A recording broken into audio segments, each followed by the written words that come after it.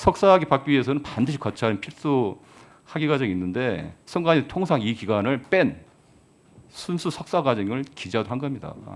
요거는 선거를 치르는 사람은 다 상식입니다. 상식.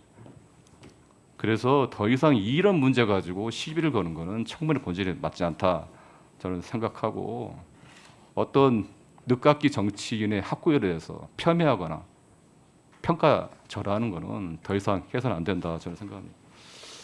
다른 질문하겠습니다. 그 후보께서는 그 윤석열 정부가 5년을 채우지 못하고 임기도 못 채우고 이 몰락한 이유가, 가장 큰 이유가 뭐라고 생각하십니까, 후보님?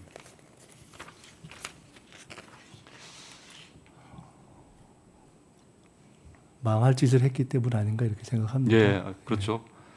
더 길게 설명하면 통합이 아닌 분열, 소통이 아닌 분열, 소통이 아닌 불통 때문이라고 저는 생각합니다. 이 사회의 가장 큰 문제가 분열 갈등이고, 윤석열 정권 3년 동안 이 나라가 갈기갈기 찢겼습니다. 새 정부의 우선 추진 과제 중에 하나가 여론조사에서도 국민 통합이라 하겠습니다. 근데 저는 후보께서 그 통합을 할 수 있는, 분열의 정치를 끝낼 수 있는 아주 적합한 정치인이라고 생각하고요. 예를 들어서 제가 과거의 일을 보니까 정치인은 3년 동안, 30년 동안, 정치인 30년 동안 통합의 행보를 보였습니다. 김대중 정부 때 97년에 최연소 의원으로 되시고 나서 김대중 대통령 비서실장을 계시면서 김대중 대통령 총재와 박태준 전 포철 회장이 과거 역할을 했습니다. 그리고 그 유명한 DJP 연합을, 통합의 정치를 그때 시작했어요. 그게 바로 최근에 와서 이재명 대통령의 통합, 보수 중도 통합의 하나의 원조라고 저는 보고 있습니다. 그리고 최근 대선에서는 저희 당 중도 보수 가치를 위해서 보수 인사를 영입해서 통합당 선대를 했고요. 후보자께서 총리가 되시면 통합의 행보로서 지금의 사회 갈등 분열을 넘어설 수 있는 비책이 뭐가 있는지 말씀해 주십시오.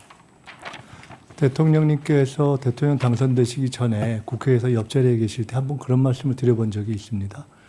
실제로 저희가 중도 보수로 대통령께서 말씀하신 것을 진지하게 일회용 선거 전술로서가 아니라 해야 된다고 저는 생각합니다 라고 말씀드렸더니 진짜 본인은 그렇게 생각한다는 말씀을 하셨습니다. 정부의 국정 방향도 또 제가 속해 있는 민주당의 어떤 당의 방향도 그렇게 확산되는 방향으로 가는 것이 옳다고 보고, 그것이 이제 선진국 초입에 들어서고 있는 대한민국의 어떤 중산층을 확대하는 그런 정책 방향과도 부합하기 때문에 그런 방향으로 저희는 해 나갈 것이다 하는 말씀을 드리고, 그런 점에서 지난 대선 때 사실은 다른 당에 계시다가 참여하신 보수 출신 정치인들을 가급적 저희가 성의 있게 역할하실 수 있는 공간을 찾으려고 노력하고 있고, 앞으로 그뿐만 아니라 제가 되면 아까도 말씀드렸듯이 실제로 야당 의원님들과 야당의 지도부 이상 더 열심히 만나는 노력을 하려고 생각하고 있습니다. 얼마나 될지는 모르겠지만 적어도 현재 마음은 그렇고 최선을 다하겠습니다.